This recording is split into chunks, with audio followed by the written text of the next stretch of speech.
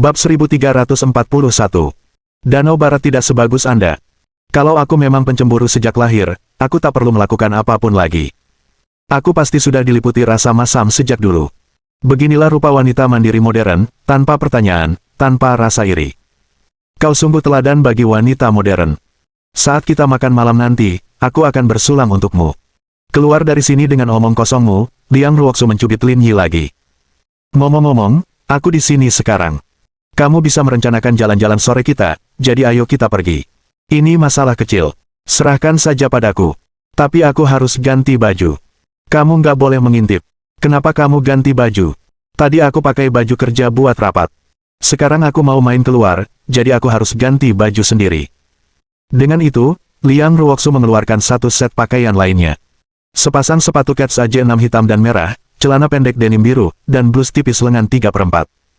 Bahkan sebelum mengenakannya, Anda bisa merasakan energi muda terpancar dari pakaian tersebut. Apakah celanamu terlalu pendek? Itu pakaian jalanan. Setelah mengatakan itu, Liang Ruoxu menunjuk ke arah gadis-gadis di luar mobil. Memang, banyak dari mereka yang pahanya terbuka. Orang lain boleh pakai baju apa saja, tapi kamu ya kamu. Kamu punya kaki yang indah. Kalau orang lain lihat, aku yang bakal menderita, kan? Kau benar-benar hebat. Liang Ruo menutup mulutnya dan tertawa. Celana ini biasa saja. Jangan terlalu dipikirkan. Bagaimana dengan atasannya? Pakai saja dan biarkan aku melihatnya. Masalahnya malah lebih sedikit dengan atasannya. Blusnya lengan 3/4 dan bahkan tidak memperlihatkan bahuku. Bagaimana jika seseorang melihat bramu? Liang Ruoxu awalnya terkejut namun kemudian tertawa terbahak-bahak. Dia biasanya terlihat cukup cerdik, tetapi saat ini, dia berubah menjadi remaja sekolah menengah, membuat Lin Yi tampak sama sekali tidak berdaya. Jangan khawatir, aku perempuan. Aku sangat berpengalaman, kata Liang Ruoxu. Meskipun gaun ini tipis, gaun ini sama sekali tidak tembus pandang. Lagi pula, braku berwarna putih. Kamu tidak akan bisa melihatnya bahkan dengan kaca pembesar. Itu melegakan. Liang Ruoxu menggelengkan kepalanya, bingung harus tertawa atau menangis. Aku benar-benar tidak bisa berbuat apa-apa denganmu. Setelah itu, Liang Ruoxu mulai berganti pakaian. Tindakannya sangat alami dan membuat mereka tampak seperti pasangan muda yang tidak memiliki embel-embel dalam hal-hal seperti itu. Lin Yi mengantar Liang Ruoxu ke Danau Barat. Mereka menemukan tempat yang bagus untuk keluar dari mobil. Begitu mereka keluar dari mobil, mereka menarik banyak tatapan, tetapi mereka tidak peduli, seolah-olah mereka sudah terbiasa dengan hal itu. Keduanya berjalan perlahan menuju Danau Barat. Liang Ruoxu tak kuasa menahan diri untuk tidak memegang lengan Lin Yi. Baginya, momen-momen seperti ini terlalu langka. Kejadian seperti itu sangat langka dan mungkin hanya terjadi beberapa kali saja dalam hidup ini. Dia tidak ingin menyia-nyiakannya, apalagi membiarkannya terbuang sia-sia. Mereka berdua berjalan perlahan di sepanjang Danau Barat. Lin Yi tahu bahwa dengan kekayaan dan kepribadian Liang Ruoxu, dia pasti pernah mengunjungi objek wisata nasional terkenal seperti ini sebelumnya. Akan tetapi, dia belum pernah merayu seorang gadis sebelumnya, dia juga belum pernah mempelajari strategi-strategi ini, jadi dia hanya bisa berkeliaran secara membabi buta. Liang Ruoxu bersikap masuk akal dan tidak mengeluh tentang Lin Yi. Karena orang-orang di sekelilingnya berbeda, pemandangannya pun berbeda. Selama puncak musim turis di bulan Juli dan Agustus setiap tahunnya, Danau Barat dipenuhi pengunjung dari segala usia. Semua orang tampaknya secara naluriah mengeluarkan ponsel pintar mereka untuk mengabadikan momen indah ini dan mengabadikannya untuk dikenang bersama. Pada saat ini, Lin Yi dan Liang Ruoxu telah menjadi pasangan biasa di antara banyak orang di sekitar mereka. Kamu pernah ke sini sebelumnya, kan? Apa kamu merasa bosan? Tanya Lin Yi. Kenapa kamu mengatakan itu? Kamu tampaknya tidak memiliki emosi apapun. Hal yang sama terjadi ketika saya pertama kali datang ke sini, kata Liang Ruoxu. Tapi aku merasa kamu tampaknya lebih tertarik daripada aku. Karena ini pertama kalinya aku ke sini, kata Lin Yi. Ah, Liang Ruoxu terkejut. Siapa yang kau coba tipu? Bagaimana mungkin ini pertama kalinya kau ke sini? Karena aku miskin di masa lalu, aku hanya bisa memikirkan tempat-tempat ini, kata Lin Yi dengan emosional. Namun, setelah mendirikan Lingyun Group, saya tidak punya banyak waktu luang, jadi saya tidak bisa banyak bepergian. Liang Ruoxu menatap pria di sampingnya. Justru karena kamu miskin waktu itu, kamu seharusnya punya harapan tinggi terhadap tempat seperti ini, kan? Tentu saja, jawab Lin Yi dengan tenang. Orang kaya sepertimu pasti tidak akan bisa memahami perasaan seperti ini. Waktu itu, kupikir kalau nanti aku sudah kaya, aku akan mengajak orang tuaku ke sini untuk melihat-lihat pemandangan, tapi ternyata tidak pernah terwujud. Namun, sekarang setelah di sini, aku sepertinya tidak merasakan apa-apa lagi. Suasana hatiku jauh lebih tenang. Karena kamu sekarang kaya dan punya cara pandang yang berbeda. Westlake tidak lagi menarik perhatianmu. Itu tidak benar. Bukan karena cakrawalaku meluas, tapi ada pemandangan yang lebih indah daripada danau barat di sampingku. Danau ini tidak ada apa-apanya jika dibandingkan. Liang Ruoxu tersipu mendengar kata-kata Lin Yi. Keahlianmu dalam menipu orang benar-benar sesuatu yang hanya sedikit pria yang bisa menandinginya. Meskipun berkata demikian, Liang Ruoxu tetap sangat gembira. Ada sekelompok besar orang berkumpul di depan. Ayo kita ke sana dan lihat apa yang mereka lakukan. Ayo pergi. Kita di sini kan untuk bersenang-senang. Liang Ruoxu mengangkat kepalanya saat dia berjalan maju. Ternyata itu adalah mesin penjual gacha. Banyak pasangan muda berkumpul di depannya. Kurasa itu gacha. Semua isinya sepertinya kosmetik. Lin Yi melirik mesin penjual otomatis.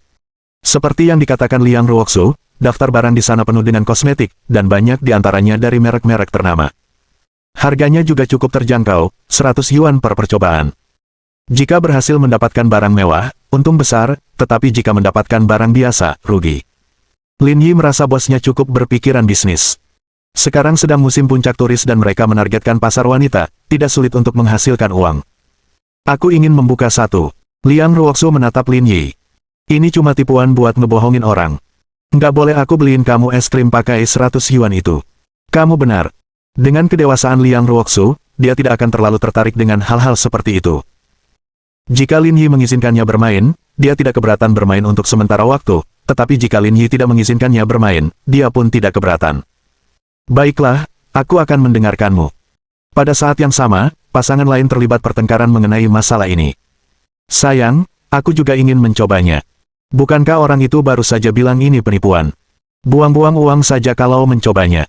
Kamu tidak senang kalau kita beli es krim saja. Gadis itu sedikit tidak senang dan menghentakkan kakinya karena marah. Kenapa kamu selalu melihat orang lain untuk segala hal? Kalau kamu setampan adik kecil itu, aku nggak akan main lagi. Kemarahan anak laki-laki itu meningkat. Kenapa aku tidak bilang begitu tentang pacarnya? Dia cantik dan penurut. Kalau dia bilang tidak mau main, dia langsung setuju, kata anak laki-laki itu. Kalau kamu setampan pacarnya, aku akan membiarkanmu bermain bahkan jika aku harus bangkrut. Beraninya kau mengatakan itu padaku. Ayo kita putus. Lin Yi terdiam. Liang Ruoxu. Kami tidak melakukannya dengan sengaja. Bab 1342. Bantuan rumah hantu. Ayo pergi, ayo pergi. Liang Ruoxu menarik Lin Yi pergi dengan cepat. Liang Ruoxu merasa telah melakukan kesalahan dengan memutuskan pasangan itu meskipun tidak melakukan apapun. Lin Yi juga sedikit tidak berdaya. Dia tidak mau disalahkan. Setelah meninggalkan kerumunan, mereka berdua terus berjalan-jalan di sekitar Danau Barat. Lin Yi bahkan menyewa perahu dan mengajak Liang Ruoxu untuk mendayungnya. Namun, pekerjaan fisik mendayung perahu tentu saja jatuh ke tangan Lin Yi, sementara Liang Ruoxu hanya bertugas mengamati pemandangan sekitar. Matahari bersinar terang di cakrawala, dan pemandangannya sempurna. Airnya berkilauan, dan angin sejuk bertiup. Liang Ruoxu tiba-tiba teringat sebuah puisi karya Haixi. Rumput sedang mengikat benihnya. Angin menggoyangkan daunnya. Kami berdiri dan tak berbicara. Sungguh indah. Liang Ruoxu merasa semua yang ada di hadapannya sangat cocok dengan hal ini. Dengan seseorang yang penting, seseorang tidak akan merasa bosan meskipun tidak melakukan apapun. Setelah mendayung perahu, mereka berdua pergi ke darat. Liang Ruoxu menunjuk ke sebuah kios kecil tak jauh dari sana dan berkata, "Aku agak lapar. Beliin aku kue wijen renyah, dong. Yang ada isiannya di tengah. Itu. Aku mau daging sapi. Jangan sampai salah beli. Apa bagusnya benda itu? Aku akan mengajakmu ke pesta nanti. Saya sebenarnya tidak tertarik dengan pesta. Jajanan kaki lima seperti ini adalah favorit saya," kata Liang Ruoxu. "Lagi pula, aku belum cukup bersenang-senang. Aku harus bermain lebih lama lagi." Kekuatan terbesar Liang Ruoxu adalah sifatnya yang membumi. Mungkin semua anak dari kalangan politik memiliki masalah umum ini. Tak satu pun dari mereka yang sederhana. Mereka bisa makan di restoran Michelin bintang 3 yang mewah dan pergi ke warung makan untuk minum bir dan makan-makan. Aku akan membelikannya untukmu sekarang. Lin Yi berjalan ke kios di depan dan membeli 4 kue wijen renyah dan 2 botol air mineral. Bukan hanya Liang Ruoxu saja yang merasa lapar karena dia juga sedikit lapar. Mereka berdua makan kue wijen sambil berjalan-jalan di Danau Barat. Mereka sangat puas. Sepertinya ada tenda di depan. Apa ini pertunjukan sirkus? Liang Ruoxu berdiri berjinjit dan melihat ke depan. Apakah sirkus keluargamu mencetak tengkorak di tenda? Penglihatanku tidak sebaik milikmu, bagaimana aku bisa melihat sejelas itu, kata Liang Ruofu dengan arogan, lalu menarik Lin Yi. Ayo, kita lihat. Keduanya mempercepat langkah dan berjalan ke arah tenda besar.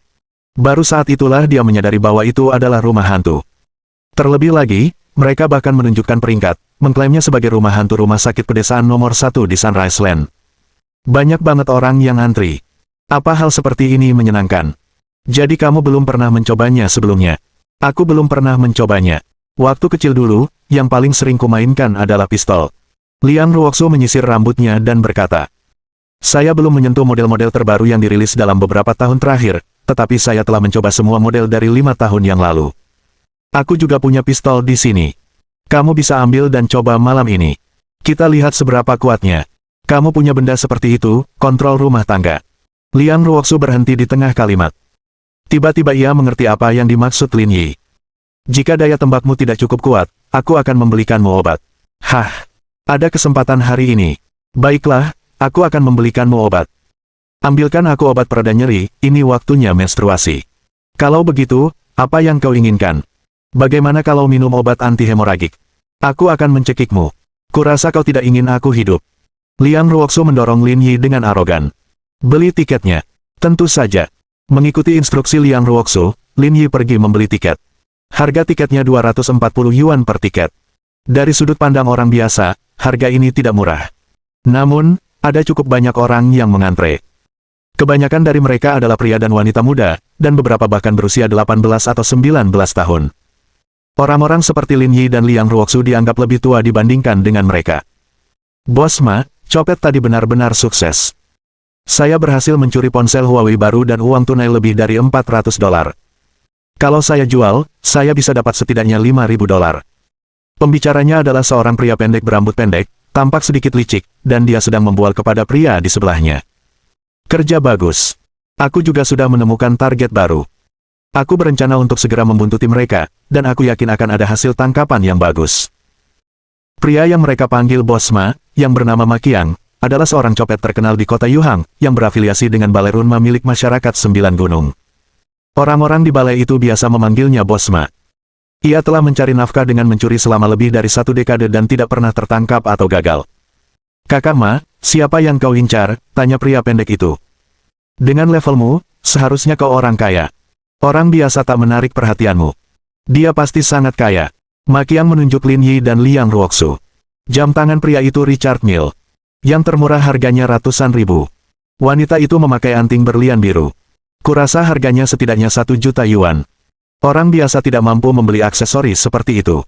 Pria pendek itu memandang Lin Yi dan Liang Ruoxu. Mungkinkah itu palsu? Jam tangan Richard Mille berlekuk-lekuk di sepanjang jalan. Anting-anting yang dikenakannya juga bisa jadi safir yang tak berharga. Dengan penglihatanmu, tidak heran kau belum menjadi murid. Penglihatanmu terlalu buruk. Setelah bertahun-tahun bekerja, standar Ma Qiang tak tertandingi. Tatapan matanya sangat tajam. Dia bisa tahu sekilas bahwa barang-barang yang dibutuhkan Lin Yi dan Liang Ruo adalah nyata. Mata pria pendek itu bersinar dengan cahaya kemasan. Kalau benar, kita bisa untung besar. Pasti ada banyak barang bagus di tas wanita itu. Saya sudah menunggu di sini seharian dan hanya menemukan 2 ikan besar ini. Saya harus mencari untung besar. Kalau begitu cepatlah bersiap. Kurasa mereka akan masuk. Ma Qiang mengangguk. Tunggu di sini. Aku akan keluar sebentar lagi. Dengan itu, Ma Qiang mengikuti Lin Yi dan Liang Ruoxu ke dalam tenda. Ada 10 orang dalam setiap kelompok, dan ke-10 orang ini terdiri dari pasangan atau teman. Setelah masuk, mereka berkumpul berkelompok. Hanya Ma Qiang yang menonjol. Akan tetapi, pada saat itu, tidak seorang pun memperhatikannya saat mereka langsung masuk. Begitu mereka memasuki tenda, mereka mencium bau formalin yang kuat. Set di dalamnya adalah rumah sakit terbengkalai. Sampah berserakan di mana-mana, tetapi isinya hanya alat peraga. Bahkan ada darah merah dan alat peraga bayi yang baru lahir. Ah. Sebelum mereka sempat berbuat banyak, mereka sudah mendengar suara jeritan. Liang Ruoxu mengernyitkan dahinya sedikit, bertanya-tanya mengapa terjadi keributan ini. Sementara itu, Ma Qiang memanfaatkan situasi tersebut dan bergerak di depan Lin Yi, Liang Ruoxu, dan yang lainnya agar tidak menimbulkan kecurigaan. Meskipun demikian, ia sesekali melirik ke arah keduanya dengan teknik yang sangat terampil. Lin Yi menggelengkan kepalanya tanpa daya. Mengapa ini berbeda dari naskah yang dibayangkannya?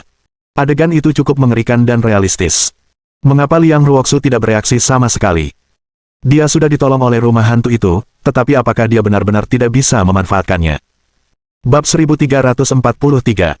Memasuki rumah hantu untuk pertama kalinya. Saat pemandangan semakin dalam, Lin Yi secara bertahap mengamati lingkungan sekitarnya.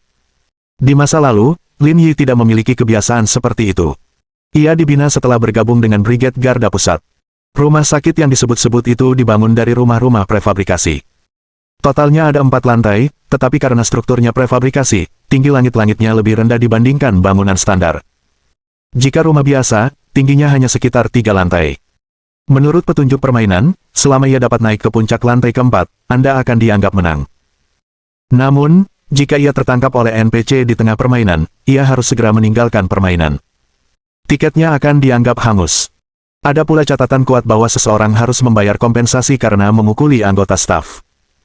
Setelah berdiri di tenda selama beberapa saat, semua orang secara bertahap beradaptasi dengan lingkungan. Bahkan para gadis pun tak lagi takut. Seperti Lin Yi, mereka hanya mengamati situasi di dalam. Namun, mereka juga mengamati Lin Yi. Lihat adik kecilmu yang pakai kemeja putih lengan pendek itu. Dia tampan sekali, bisik seorang gadis berambut panjang. Ia mengenakan celana pendek denim yang sama dengan Liang Ruoxu. Akan tetapi, kakinya tidak sepanjang kaki Liang Ruoxu, dan juga tidak secantik kakinya.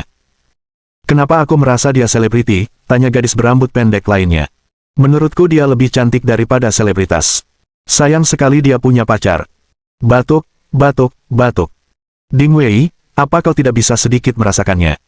Lihat saja postur tubuhnya. Dia sama sekali tidak bisa dibandingkan dengan kakak Pang. Dia tidak bisa memberimu rasa aman. Orang yang berbicara itu bernama Zhao Zhen. Dia agak gemuk dan berpakaian sangat modis.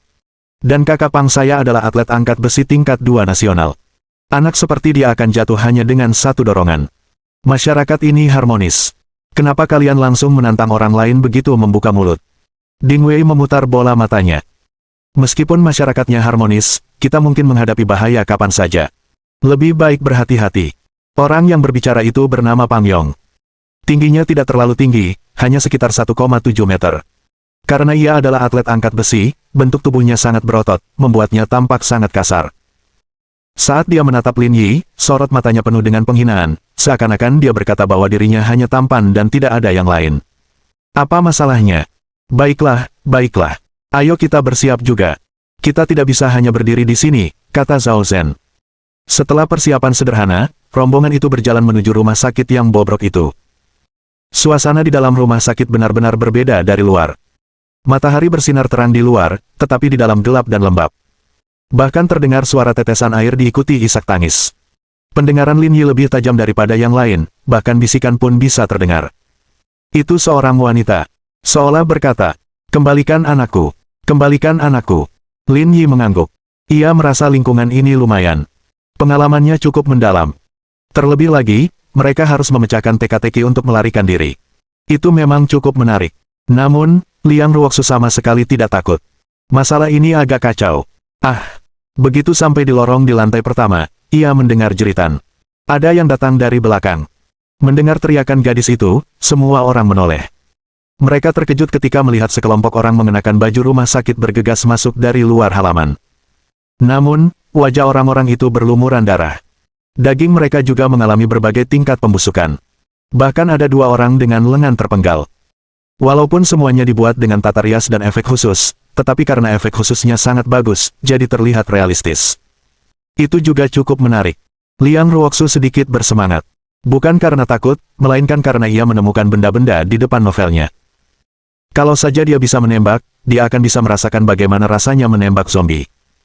Cepat dan tutup pintunya. Kalau mereka menangkap kita, kita harus pergi. Mendengar teriakan seorang anak laki-laki, anak-anak itu berlari menghampiri. Lin Yi pun tak terkecuali. Karena ia datang ke sini untuk bermain, wajar saja jika ia harus menganggapnya serius. Keenam anak laki-laki itu berlari kecil menuju pintu masuk utama rumah sakit. Maki yang ada di antara mereka. Ia bersembunyi dengan baik, seperti turis. Mereka berenam memblokir pintu dan menguncinya, berhasil menghalangi NPC yang hendak menyerbu masuk. NPC-NPC ini agak lemah. Aku bahkan tidak mengerahkan banyak tenaga dan mereka sudah berhenti di luar, kata Zhao Zhen dengan sangat santai. Bukankah itu sudah jelas? Saudara Pang adalah atlet angkat besi dan atlet kelas 2 internasional. Dia bisa dengan mudah menghalangi pintu. Haha, kamu benar. Kakak Pang memang hebat. Tidak apa-apa. Sebenarnya, aku tidak terlalu memaksakan diri. Aku hanya mendorong sedikit, kata Pang Yong santai. Setelah berkata demikian, ia malah meregangkan badannya, seolah-olah tengah memamerkan otot-ototnya. Alasan mengapa dia merasa rileks adalah karena Lin Yi telah mengerahkan terlalu banyak kekuatan. Itu tidak ada hubungannya dengan dirinya. Bagaimana kami bisa dibandingkan denganmu? Kau menghancurkan kami dengan usaha yang sangat minim. Pang Yong tertawa dan tidak membantah. Ia merasa itu wajar saja. Setelah itu, semua orang kembali ke teman wanita mereka dan memasuki ruang resusitasi rumah sakit, bersiap untuk mulai mencari petunjuk. Lin Yi menyadari bahwa set itu sangat profesional, mirip dengan ruang gawat darurat rumah sakit pada umumnya. Hei, ada koran di lantai. Ding Wei mengambil koran dan yang lainnya berkumpul di sekitarnya. Sebenarnya ada 10 anak yang menghilang secara misterius di sini, latar cerita seperti ini klise sekali. Jangan ribut, kata Pang Yong. Dugaanku, ke-10 anak ini mungkin kunci untuk memecahkan teka-teki ini. Kakak Pang benar. Ayo kita coba cari petunjuk lain, kata Zhao Zhen. Tapi hati-hati. Jangan sentuh setnya. Karena mereka telah menemukan petunjuk yang berguna, semua orang tenggelam dalam permainan memecahkan misteri rumah hantu. Lin Yi dan Liang Ruoxu tidak ikut bergabung. Mereka akan mengikuti di belakang dan bermalas-malasan. Daripada berdiri bersama-sama untuk memecahkan teka-teki, lebih baik melihat-lihat sekeliling. Kring kring kring. Saat semua orang asyik memecahkan teka-teki itu, tiba-tiba terdengar bunyi bel tembaga. Bunyinya seperti bel sekolah yang berbunyi setelah kelas lebih dari 10 tahun yang lalu. Suara tiba-tiba itu mengejutkan semua orang. Mereka bahkan sedikit bingung, dan rambut mereka berdiri. Ada apa? Kenapa belnya berbunyi? Tanya Zhao Zhen, si gendut kecil. Jangan mulai berdebat. Kurasa aku mendengar langkah kaki, kata Pang Yong. Suara mendesing. Ketika kerumunan mulai tenang, pintu ruang gawat darurat diketuk terbuka dan belasan orang bergegas masuk. Orang-orang ini semuanya mengenakan baju rumah sakit. Ada pria dan wanita. Rambut mereka acak-acakan dan berantakan. Pakaian mereka berlumuran darah. Ada yang memegang tongkat bisbol, ada yang memegang kursi, dan bahkan ada 2 pria yang memegang gergaji mesin. Gergaji mesin sungguhan. Terlebih lagi, orang-orang ini berbicara dengan fasih, melotot marah ke arah Lin Yi dan yang lainnya. Mereka menggunakan pengubah suara untuk menirukan suara-suara aneh. Katakan padaku, di mana kamu menyembunyikan anak itu? Kembalikan bayinya. Kalau tidak, aku akan membunuhmu. Bab 1344. Menakuti hantu. Ark. Semua orang berteriak semakin keras. Bukan hanya para perempuan, bahkan Zhao Zhen dan anak laki-laki lainnya pun berteriak ketakutan. Mereka secara naluriah berkumpul. Namun, Ma Qiang, yang berdiri di samping, tampak sangat tenang. Ini karena rumah hantu itu sudah buka beberapa hari. Dia sudah pernah ke sana sebelumnya dan tahu setiap langkahnya, jadi dia menunggu kesempatan ini. Ini adalah pertama kalinya ada orang lain datang ke sini, jadi tidak ada seorang pun yang tidak takut dengan pemandangan seperti itu. Ma Qiang mengamati sejenak. Posisi Liang Ruoxu tidak cocok baginya untuk bertindak. Ia harus menunggu kesempatan yang lebih baik. Namun, ia tidak tinggal diam. Ia berjalan pelan ke arah gadis-gadis lain dan membuka tas sekolah mereka. Lalu, ia mengeluarkan sejumlah uang tunai dan ponsel. Yang sungguh mencengangkan, Ma Qiang juga punya selotip transparan. Ia menggunakannya untuk menutup celah-celah yang ia buat. Tujuannya adalah untuk mencegah gadis-gadis itu menyadari barang-barang mereka telah dicuri dan memberinya lebih banyak waktu untuk melarikan diri. Tepat pada saat itu, Ma Qiang melihat ada peluang di dekat Liang Ruoxu dan bergerak ke sana dengan tenang. Saat dia melihat waktunya tepat, Ma Qiang berdiri di belakang Liang Ruoxu dan menggunakan pisau kecil yang tajam untuk membuat celah di sisi ranselnya dan mulai meraba-raba bagian dalamnya. Mata Ma Qiang berbinar karena dia menyentuh setumpuk benda tebal. Pengalamannya yang kaya memberitahu dia bahwa jumlahnya sedikitnya 10.000 yuan. Namun, Ma Qiang tidak berhenti di situ. Ia percaya bahwa dengan kekayaan Liang Ruoxu dan Lin Yi, pasti ada hal baik lainnya di dalam tas mereka. Jika dia berhasil mendapatkannya, dia akan meraup untung besar. Tiba-tiba, Liang Ruoxu merasa ada yang tidak beres. Ia meraih tangan Ma Qiang dan melemparkannya ke bahunya. Retakan. Meja kayu itu dihancurkan berkeping-keping oleh Ma Qiang. Pada saat ini, seluruh ruang gawat darurat menjadi sunyi. Pemandangan yang tiba-tiba ini mengejutkan orang-orang yang tersisa. Apa yang terjadi? Lin Yi mengerutkan kening. Liang Ruoxu mengambil kembali tasnya. Dia pencuri. Dia merobek tasku. Jadi itulah yang terjadi. Tas kami juga dipotong. Ding Wei menjerit dan menyadari ada lubang di tasnya dan sahabatnya. Ma Qiang telah mencuri semuanya. Berani sekali kau mencuri barang-barang kami. Zhao Zhen melangkah maju dan menendang Ma Qiang. Berikan padaku barang-barang packing itu. Anak-anak yang tersisa tidak tinggal diam dan langsung merampas kembali semua barang yang dicuri Ma Qiang. Sialan, tunggu saja. Suara mendesing. Pencuri sialan, aku tidak percaya kau masih mencoba membela diri. Zhao Zhen menghampiri dan menendangnya. Saudara-saudara, hajar dia. Anak-anak yang tersisa tidak ragu-ragu. Mereka maju dan memukuli Ma Qiang. Akhirnya, ia dipukuli hingga wajahnya bengkak. Ma Qiang meringis kesakitan. Ia tak menyangka setelah lebih dari 10 tahun berkecimpung di industri ini, ia akhirnya jatuh di tangan seorang wanita. Kurasa kita tidak kehilangan apapun, Lin Yi menatap Liang Ruoxu. Saya mengetahuinya tepat waktu, tetapi tas itu tidak bisa digunakan lagi. Ini masalah kecil. Aku akan membelikanmu satu lagi besok. Liang Ruoxu mendengus dengan arogan, seolah berkata, kamu tidak punya pilihan selain membelikannya untukku. Liang Ruoxu tidak dalam bahaya, dan Ma Qiang tertangkap. Karena itu, Lin Yi tidak terlalu peduli dan berkata kepada para NPC. Bisakah kau panggil stafmu? Ada yang ketahuan mencuri di sini. Suruh seseorang untuk mengirimnya ke kantor polisi. Oke, kata NPC yang memegang gergaji mesin. Maaf sekali aku mengganggu acaramu. Anggap saja tidak terjadi apa-apa dan biarkan permainan berlanjut. Liang Ruoxu menyisir rambutnya. Apa langkahmu selanjutnya? Bukankah sudah waktunya untuk bertindak? Tidak. Kami tidak ada urusan apa-apa dan datang untuk melihat apakah semuanya baik-baik saja. Ada yang butuh bantuan. NPC yang memegang gergaji mesin menyeka keringat dingin di dahinya. Kau sangat kuat, siapa yang berani menyerangmu? Tidak perlu membantu. Spoiler itu membosankan. Karena tidak ada yang lain, saya pamit dulu. Silakan lanjutkan. Maaf mengganggu. Sekitar selusin NPC tidak membuang-buang napas mereka pada Ma Qiang dan membawanya keluar bersama. Keheningan kembali terjadi di ruang gawat darurat. Tatapan semua orang tertuju pada Liang Ruoxu. Bukankah wanita ini terlalu galak? Dia benar-benar melempar pria dewasa. Ayo kita lanjutkan memecahkan teka-teki dan bermain game. Jangan biarkan kejadian tadi memengaruhi suasana hati kita, kata Liang Ruoxu kepada yang lain. Zhao Zhen dan yang lainnya menelan ludah. Sulit untuk menghubungkan wanita berbudaya dan berkelas dengan seorang tomboy. Dengan penampilannya dan kaki indahnya, dia seharusnya menjadi wanita muda yang lembut. Kalau begitu, mari kita lanjutkan. Setelah masa kekacauan, semua orang mulai memecahkan teka-teki agar dapat melarikan diri dari rumah hantu. Sementara itu, Lin Yi dan Liang Ruoxu sedang bersantai. Mereka merasa pemandangan di sini jauh lebih menarik daripada memecahkan teka-teki. Sekitar 20 menit kemudian, rombongan mencapai lantai 3. Normalnya, diperlukan waktu sekitar 40 menit hingga 1 jam untuk sampai ke sini. Namun, karena Liang Ruoxu, para NPC hanya berani menggoda mereka. Mereka percaya bahwa Liang Ruoxu tidak akan memukuli staf. Namun, tidak ada jaminan bahwa ia tidak akan bereaksi secara naluriah setelah ketakutan. Pada levelnya, pukulan atau tendangan ringan mungkin sudah cukup untuk membuat mereka dirawat di rumah sakit. Karena alasan ini, semua orang bergerak lebih cepat. Mereka hanya butuh 20 menit untuk mencapai lantai 3.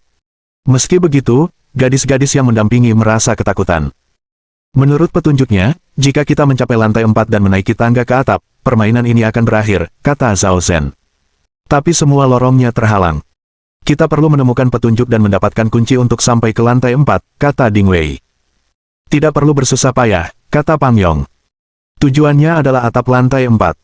Selama kita sampai di sana, permainan rumah hantu ini akan berakhir. Kita tinggal membuka pintunya saja. Tapi kamu tidak bisa membuka pintu tanpa kunci. Pang Yong tertawa. Wei Wei, lihat jendela ini. Bahkan tidak terkunci. Kalau aku angkat pintunya, masalahnya akan selesai. Jangan main-main. Bagaimana bisa kau menyebutnya omong kosong? Menurut dugaanku, lantai ini mungkin punya kuncinya, dan menggunakan kekerasan mungkin cara yang tepat untuk membukanya. Awalnya kau bilang 10 anak itu petunjuknya, tapi ternyata bukan. Itu cuma elemen cerita tanpa ada hubungan nyata dengan petunjuknya. Pang Yong sedikit malu dan tidak tahu bagaimana menjawabnya. Kurasa kita harus cepat mencari petunjuk. Kurasa tempat ini suram dan agak menakutkan, saran Ding Wei. Baiklah, mari kita bagi menjadi beberapa kelompok, kata Zhao Zhen.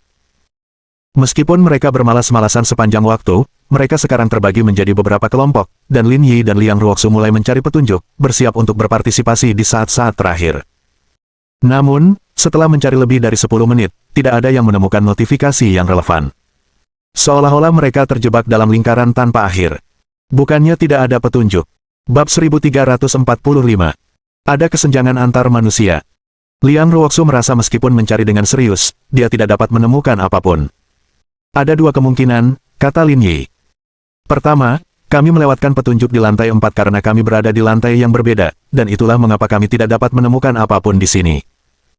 Kedua, seperti yang dikatakan pria bernama Pang Yong itu, mungkin tidak ada petunjuk di sini, dan kami benar-benar perlu menggunakan kekuatan fisik untuk membuka pintu. Bagaimanapun, kondisi fisik kami sangat penting. Bahkan dengan keterampilan yang luar biasa, kami tetap membutuhkan tubuh yang sehat untuk menopang kami. Sudah berakhir. Tidak ada petunjuk sama sekali. Bagaimana kita bisa keluar? Tanya Zhao Zhen. Menurut saya, tidak ada teknik yang bisa digunakan pada level ini. Kita harus mengandalkan kekuatan kasar untuk membuka pintu ini, kata Pang Yong. Kalau begitu, mari kita coba, kata Ding Wei dengan enggan.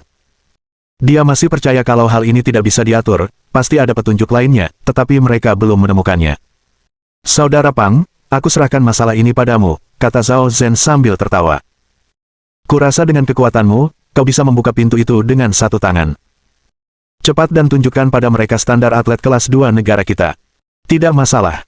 Beri jalan, kata Pang Yong sambil berbalik. Aku akan mengurusnya. Kakak Pang, apakah kamu yakin tidak membutuhkan bantuan kami? Tanya anak laki-laki lainnya. Kau tak perlu repot-repot melakukan hal sekecil itu. Aku bisa menyelesaikannya sendiri. Pang Yong terkekeh. Saya akan memanfaatkan kesempatan ini untuk menunjukkan keahlian saya kepada Anda. Melihat Pang Yong hendak mengangkat pintu, 8 orang yang tersisa mundur. Dia atlet nasional kelas 2. Dia bisa mengangkat barbel seberat ratusan kilogram. Sekadar gerakan cepat tak berarti apa-apa baginya. Mereka tak perlu membantu. Pang Yong menyingsingkan lengan bajunya dan meraih roller shutter dengan satu tangan. Lalu, ia mengerahkan seluruh tenaganya. Rana tidak bergerak sama sekali. Pang Yong tercengang. Ini benar-benar berbeda dari dugaannya. Itu cuma pintu geser. Dengan kemampuannya, dia bisa membukanya dengan mudah. Mustahil baginya untuk berjuang sekuat itu. Lagi pula, keluarganya punya tempat cuci mobil, dan pintunya mirip. Dia bisa membukanya dengan mudah hanya dengan satu tangan, jadi kenapa sekarang tidak ada reaksi sama sekali? Pang Yong menyesuaikan posturnya. Ini membuatnya lebih mudah mengerahkan tenaga. Lalu, dia mengerahkan segenap tenaganya untuk menarik tab di bawah pintu lagi. Akan tetapi, sama seperti sebelumnya, tidak ada reaksi dari penutup jendela. Pada saat itu, suasana menjadi sunyi. Metode ini tampaknya bekerja dengan sempurna. Pang Yong tampak agak malu. Ia memaksakan senyum dan berkata, mungkin perangkat di dalamnya berkarat. Masih agak sulit membukanya dengan satu tangan. Saya akan coba dengan kedua tangan. Seharusnya tidak ada masalah. Kali ini, Pang Yong serius. Ia menarik tab dengan kedua tangannya. Suara mendesing. Jendela penutupnya bergetar pelan, tetapi tidak menunjukkan tanda-tanda akan terbuka. Pang Yong meraung. Wajahnya merah karena menahannya. Ia mengerahkan seluruh tenaganya, tetapi pintu penutup jendela tetap tidak terbuka. Ia mencoba beberapa kali lagi, tetapi akhirnya, tenaga Pang Yong habis dan ia tidak bisa membuka pintu. Ia hanya bisa berkata tanpa daya. Tidak seperti yang kuharapkan. Bagian dalamnya seharusnya terkunci. Mustahil untuk membukanya dengan kekerasan. Sudah kuduga. Pasti ada kunci di lantai ini, kata Ding Wei. Rumah hantu ini kan cuma buat main-main. Kita di sini kan bukan untuk menjelajah. Buat apa sih mereka bikin mekanisme kayak gitu? Pang Yong tersenyum canggung. Wei benar. Ayo kita cari petunjuk. Pintu penutup tidak terbuka, jadi semua orang mulai mencari petunjuk di lantai 4. Namun, Lin Yi dan Liang Ruoxu tidak bergerak. Mereka merasa bukan ini masalahnya. Mereka pasti meninggalkan petunjuk di 3 lantai sebelumnya. Tidak akan mudah menemukan solusinya di lantai 4. Mencari seperti ayam tanpa kepala bukanlah solusinya. Ayo kita ke lantai 3 dan lihat. Lagi pula kita tidak ada urusan di sini, kata Lin Yi. Aku sudah melihat semuanya di sana. Aku tidak ingin pindah lagi. Liang Ruoxu menggembungkan pipinya dan berkata. Ekspresinya agak imut. Lalu apa yang harus kita lakukan? Kalau kita terus membuang-buang waktu di sini, kita mungkin tidak akan bisa menemukan kuncinya untuk sementara waktu. Coba saja pintu itu. Kalau yang lain tidak bisa membukanya, mungkin kamu bisa. Rasanya kamu nggak mau main lagi. Kamu cuma mau curang, kan? Liang Ruoxu tersenyum main-main. Aku cuma makan kue wijen-renyah untuk mengisi perutku. Lama banget, jadi perutku pasti nggak akan tahan lama-lama. Baiklah, aku akan mencobanya. Setelah itu, Lin Yi berjalan ke depan pintu penutup. Ia meraih tab dengan satu tangan dan menariknya ke atas. Wus! Wus! Pintu penutup ditarik terbuka, dan Lin Yi mengangkatnya ke udara. Mendengar suara itu, orang lain yang tengah mencari petunjuk segera menghentikan apa yang sedang mereka lakukan dan menatap Lin Yi. Mata mereka dipenuhi dengan keterkejutan dan ketidakpercayaan. Adik kecil, di mana kamu menemukan kuncinya? Ding Wei berlari dan bertanya. Sejauh pengetahuannya, pintu ini tidak dapat dibuka tanpa kunci. Pang Yong sudah mencobanya. Orang-orang lainnya mempunyai pemikiran yang sama, tetapi mereka tidak tahu di mana Lin Yi menemukan kuncinya. Saya tidak pakai kunci. Saya cuma tarik pintunya sampai terbuka. Hah, tidak mungkin. Pang Yong segera membalas. Kalau pintu ini tidak dikunci, beratnya pasti setidaknya 220 kg, bahkan atlet kelas 2 sepertiku pun tidak bisa membukanya. Bagaimana mungkin kau bisa membukanya dengan satu tangan? Ada perbedaan antar manusia. Jangan abaikan ini. Jangan bicara omong kosong padaku, kata Pang Yong dengan tidak sopan. Dia tidak punya masalah dengan Lin Yi, hanya saja dia tidak menyukainya karena Ding Wei. Tapi sekarang, dia telah membuka pintu di depan umum. Jelas sekali dia sedang menamparkan wajahnya sendiri. Pang Yong tidak tahan dengan ini. Sekalipun ada perbedaan, itu karena levelku lebih tinggi darimu. Kau pasti sudah menemukan kunci mekanismenya. Zhao Zhen menggema. Kakakku Pang sudah jadi atlet nasional tingkat 2 dan sudah memenangkan medali. Dia pasti lebih kuat darimu. Ledakan. Lin Yi melepaskan pintu penutup. Kalau begitu, cobalah sendiri. Saya akan mencobanya. Pang Yong tak kenal takut. Mekanismenya sudah aktif, jadi apa yang perlu ditakutkan? Lin Yi mundur, dan Pang Yong berdiri di depan pintu penutup. Ia menarik napas dalam-dalam dan bersiap menutup pintu dengan satu tangan. Dengan postur tubuhnya, dia bisa dengan mudah menanganinya dengan satu tangan. Dengan levelnya, pasti akan lebih mudah lagi. Setelah mengambil keputusan, Pang Yong penuh percaya diri. Lalu, ia memegang tab dengan satu tangan dan mengerahkan seluruh tenaganya ke lengannya. Dia bertekad untuk menariknya dengan mudah. Namun, kenyataannya pahit. Pang Yong mengerahkan segenap tenaganya untuk menarik pintu penutup. Tetapi, dia tidak bergerak sama sekali. Bab 1346. Perampokan. Ada apa, Saudara Pang? Zhao Zhen maju dan bertanya. Tidak apa-apa. Berdiri saja di sana dan jangan bergerak, kata Pang Yong. Itu cuma pintu. Aku bisa menanganinya dengan mudah. Pang Yong merasa sedikit canggung, dan keringat dingin mengucur dari dahinya. Dia mencoba lagi secara diam-diam dan menyadari bahwa dia masih tidak bisa membukanya. Merasa ada yang tidak beres, Pang Yong tidak punya pilihan selain menggunakan tangannya yang lain. Pada titik ini, ia tak lagi peduli dengan harga dirinya. Ia harus membuka pintunya dulu. Jika tidak, dia akan semakin kehilangan muka. Namun, Pang Yong salah perhitungan sekali lagi. Sekalipun dia menggunakan kedua tangannya, dia tetap tidak bisa membuka pintu penutup itu. Pang Yong sangat lelah hingga ia terengah-engah. Ia ingin sekali menggertakkan giginya hingga berkeping-keping, tetapi ia tetap tidak bergerak. Bagaimana ini mungkin? Semuanya, berhenti menonton. Cepat bantu. Zhao Zhen memanggil anak laki-laki lainnya untuk membantu. Meski begitu, mereka tetap tidak bisa membuka pintunya. Apakah kamu membawa kunci mekanismenya? Pang Yong melepaskannya dan menanyai Lin Yi. Kamu gila.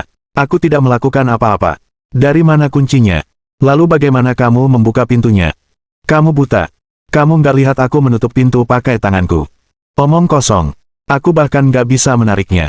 Kok bisa? Lin Yi masih ingin mengatakan sesuatu, tetapi saat ini, Liang Ruoxu memegang lengannya, memberi isyarat bahwa dia tidak perlu berdebat mengenai hal-hal seperti itu. Aku sungguh mengagumi kalian, orang-orang bodoh. Lin Yi berjalan ke arah pintu dan menarik penutup pintu dengan satu tangan, mendorongnya ke atas. Pang Yong, Zhao Zhen, dan yang lainnya tercengang. Saat dia membuka pintu, dia tidak membuat gerakan kecil apapun, tetapi dia tetap dengan mudah mendorong pintu tersebut hingga terbuka. Apa dia benar-benar sekuat itu? Itu mustahil. Pintu geser terbuka, dan Lin Yi serta Liang Ruoxu menaiki tangga ke lantai 4. Mereka menemukan pintu keluar dengan mudah. Situasi saat ini tidak memungkinkan Pang Yong dan yang lainnya untuk berdebat lagi. Mereka berjalan keluar menyusuri lorong. Pada saat ini, di luar sudah gelap. Lampu jalan sudah dinyalakan, dan bagian luar tampak terang benderang. Cahaya sisa di langit menambahkan keindahan berbeda pada danau barat yang bergerak sebelum menghilang. Semua orang melihat sekeliling dan menyadari ada tangga di sisi kanan atap. Mereka bisa turun jika mengikuti tangga itu. Kami akhirnya keluar. Setelah menghirup udara segar di luar, Ding Wei berkata dengan sangat santai. Semua ini berkat adik kecil itu. Tanpa dia, siapa yang tahu kapan kita akan keluar, kata gadis berambut pendek itu. Benar. Kalau pacarnya tidak ada di sisinya, aku pasti akan menghampirinya dan berterima kasih padanya. Saat ini, kita harus berterima kasih padanya dalam hati. Tidak baik kalau kita membuat pacarnya tidak bahagia. Benar. Ayo kita keluar sekarang. Aku agak lapar. Ayo kita makan bersama. Setelah meninggalkan rumah hantu itu, kelompok itu keluar satu demi satu. Pada saat yang sama, di luar rumah hantu, sebuah mobil Toyota terparkir. Selain pengemudi, ada orang lain di kursi penumpang, tetapi wajahnya memar dan bengkak. Dan orang ini adalah Ma Qiang, yang baru saja dipukuli oleh Pang Yong dan lainnya. Pencurian Ma Qiang terbongkar dan dia tidak dikirim ke kantor polisi. Ini karena rumah hantu ini didirikan oleh bosnya, Zheng Xingang, bekerja sama dengan orang lain. Setelah mengetahui bahwa Ma Qiang dalam masalah, ia segera bergegas. Bagaimana perasaanmu? Apakah lukamu sakit? Tanya Zheng Xin sambil menyerahkan sebatang rokok. Cedera kecil ini tidak berarti apa-apa bagiku. Jangan khawatir, kata Ma Qiang sambil menghisap rokok. Zheng Xingang berbalik dan berkata dengan kesal.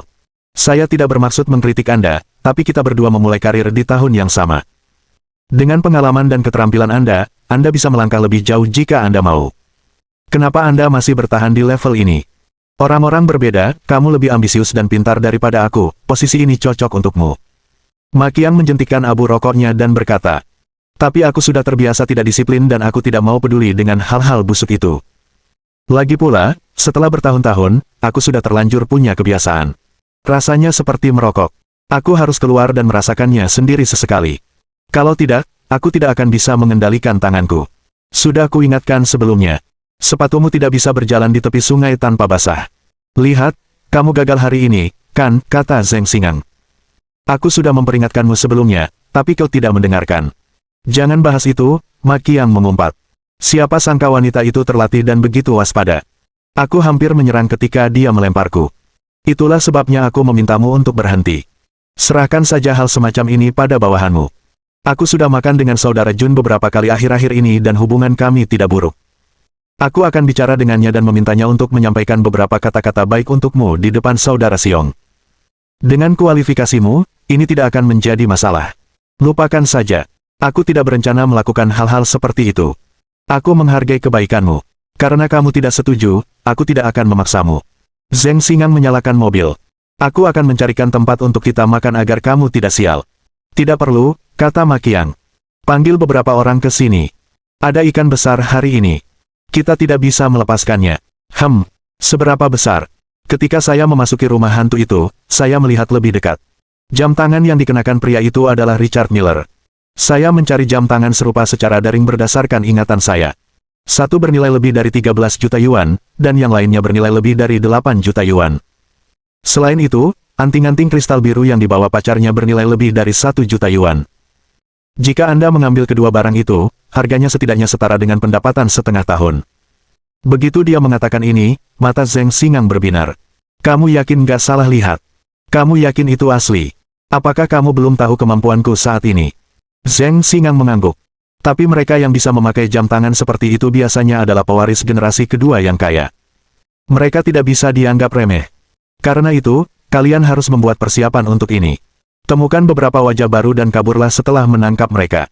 Kalian bisa bersantai selama setahun setelahnya. Bisakah kamu memberitahu siapa mereka? Ma Qiang berpikir sejenak dan berkata, dia seharusnya dari daerah pesisir. Dia bahkan punya aksen Zonghai. Dia seharusnya bukan dari wilayah kita. Saya lega mendengarnya, kata Zheng Xingang. Saya akan mengatur agar orang-orang mengikuti mereka secara diam-diam dan mencoba menyelesaikan ini. Jangan lupakan yang lain di kelompok kita, mereka yang menyerangku. Aku punya dendam terhadap mereka. Zheng Xingang menepuk bahu Ma Qiang. Jangan khawatir, kita sudah saling kenal selama bertahun-tahun, aku janji akan mengurus ini untukmu. Bab 1347. Aku tidak akan peduli tentang mereka. Kenapa tidak ada yang masuk? Apa sudah tutup? Ding Wei yang sedang berjalan keluar bergumam. Waktu mereka datang tadi, mereka masih bisa melihat turis-turis yang selesai bermain berjalan keluar, tapi sekarang, mereka tidak bisa melihat satupun dari mereka. Sudah sangat larut. Sebentar lagi mungkin akan tutup. Ayo cepat makan, kata Zhao Zhen. Pang Yong, Zhao Zhen, dan yang lainnya ingin segera pergi. Mereka tidak ingin tinggal bersama Lin Yi lagi. Kenyataannya, rumah hantu itu baru tutup pukul 8 malam.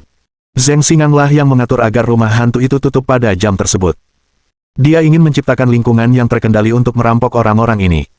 Bahkan jika orang-orang ini kemudian menelepon polisi, dia akan mengatakan bahwa perampok itu tidak ada hubungannya dengan dia dan melepaskan segala kesalahan. Awalnya, Zheng Xingang tidak ingin melakukan ini, tetapi jika dia membiarkan mereka pergi seperti ini, mereka akan kehilangan mereka. Dia tidak akan bisa menyelesaikan perampokan besar ini. Hah, ada apa ini? Kenapa ada yang melompat dari luar? Sebelum mereka bersembilan mencapai pintu, mereka melihat sebuah lubang di tenda. Lebih dari 10 orang melompat masuk satu demi satu. Terlebih lagi, orang-orang ini semua mengenakan hoodie lebar dan masker. Mustahil untuk melihat seperti apa rupa mereka. Secara naluriah, mereka melihat ke arah pintu, tetapi tidak menganggapnya serius. Mereka secara naluriah mengira orang-orang itu adalah staf dan sedikit penasaran mengapa mereka menggunakan metode seperti itu untuk masuk. Namun, pada saat ini, semua orang melihat lebih dari 10 orang yang telah melompat berlari ke arah mereka dan berdiri di depan mereka untuk menghalangi jalan. Apa yang sedang kamu lakukan? Pang Yong dan yang lainnya tidak menyadari bahayanya dan bertanya tanpa sadar. Serahkan semua barang berhargamu. Jangan membuatku membuang-buang napas. Pria berhoodie Nike mengeluarkan belati dan mengarahkannya ke Pang Yong dan yang lainnya. Pada titik ini, bahkan orang bodoh pun tahu apa yang akan mereka lakukan. Ini Danau Barat. Kantor polisi tidak jauh dari sini. Beraninya kau merampok kami? Tanya Pang Yong keras. Sudahlah. Pria berhoodie Nike itu mengarahkan belatinya ke Pang Yong. Kuberi kau waktu 3 menit untuk mengambil semua barang berhargamu, atau kutusuk kau sampai mati.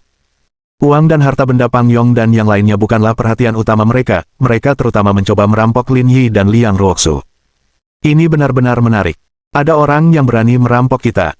Kau tidak tahu apa yang dilakukan kakak Pangku, kan? Kata Zhao Zhen dengan nada mengancam. Kenapa? Kamu masih belum yakin? Jangan pikir aku takut hanya karena kamu punya pisau.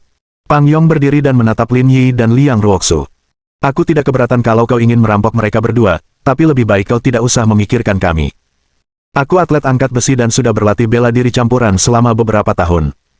Kalau kau berkelahi denganku, kau tidak akan senang. Cepat dan minggir. Pang Yong, apa yang kamu bicarakan? Ding Wei berdiri dan berkata, kami keluar hanya karena mereka membantu kami. Kenapa kalian bersikap seperti ini sekarang? Mereka berdua tidak bersama kita. Buat apa kita ikut campur urusan orang lain, kata Pang Yong. Lagi pula, meskipun dia tidak membantu, aku tidak akan butuh waktu lama sebelum menemukan kunci untuk membuka pintu, jadi aku tidak berkewajiban untuk membantu mereka. Aku benar-benar salah menilai kamu.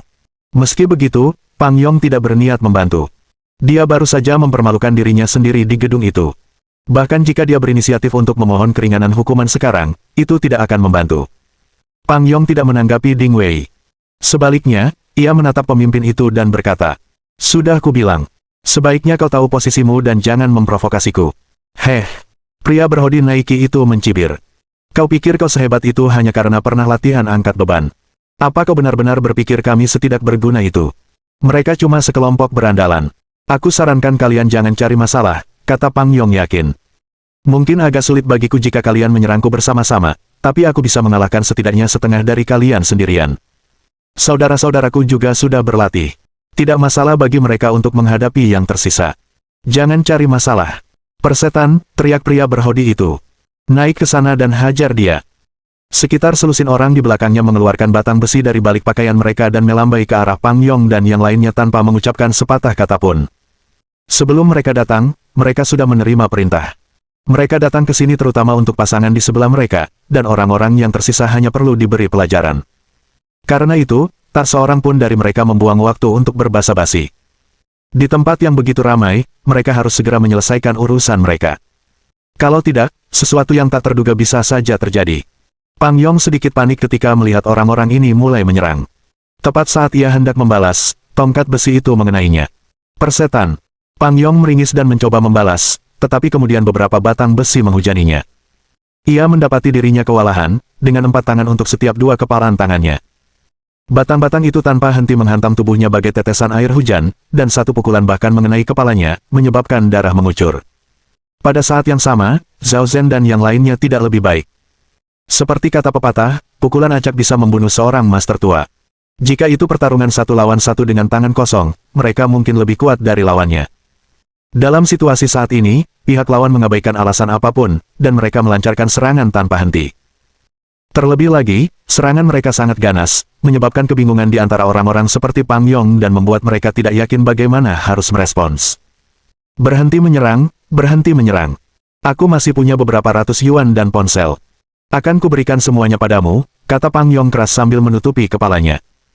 Hanya dalam beberapa menit, kelima orang itu tersungkur ke tanah. Meskipun nyawa mereka tidak terancam, mereka semua terluka. Kenapa sih kamu nggak lakuin itu dari tadi? Kalau kamu patuh, nggak akan ada banyak masalah. Pria berhoodie Nike itu membentak, kamu bahkan bilang ke kami kalau kamu sudah latihan. Kalau aku pukul dia pakai tongkatku, Bruce Lee pun nggak akan bisa apa-apa. Ya. Aku akan memberikannya padamu sekarang. Berhenti memukulku. Melihat keadaan Pang Yong dan yang lainnya yang menyedihkan, Ding Wei dan yang lainnya merasa ketakutan. Awalnya, mereka tidak takut. Mereka mengira Pang Yong begitu kuat sehingga ia pasti bisa mengalahkan orang-orang ini. Namun, mereka tidak menyangka ia akan dipukuli sebegitu parahnya. Satu demi satu, Ding Wei dan yang lainnya mengeluarkan semua barang berharga mereka. Kemudian, mereka mengambil tisu dan menyeka darah Pang Yong dan yang lainnya. Setelah menyimpan barang-barang curiannya, pria berhoodie itu menatap Lin Yi dan Liang Ruoxu. Kalian berdua tunggu apa lagi? Mau dihajar? Cepat keluarkan semua barang berharga kalian. Kalau aku hajar, kalian gak akan mudah diajak ngobrol. Aku tidak punya banyak barang berharga. Selain ponselku, satu-satunya yang kumiliki hanyalah jam tangan ini. Lin Yi tersenyum. Oh ya, aku juga punya mobil. Lexus 570. Meskipun tidak mahal, harganya tetap sekitar 1 juta yuan. Bab 1348. Lebih tampan daripada wanita di Yuhang. Dan 570. Mendengar ini, mata pria berkerudung itu berbinar. Harga dasar mobil ini lebih dari 1 juta yuan. Jika dia bisa mendapatkannya, dia bisa menjualnya seharga ratusan ribu. Pang Yong dan yang lainnya sedikit terkejut. Mereka tidak menyangka pria dan wanita ini bisa mengendarai mobil sebagus itu. Tak perlu dikatakan lagi, serahkan semuanya. Pria berkerudung itu menunjuk Lin Yi.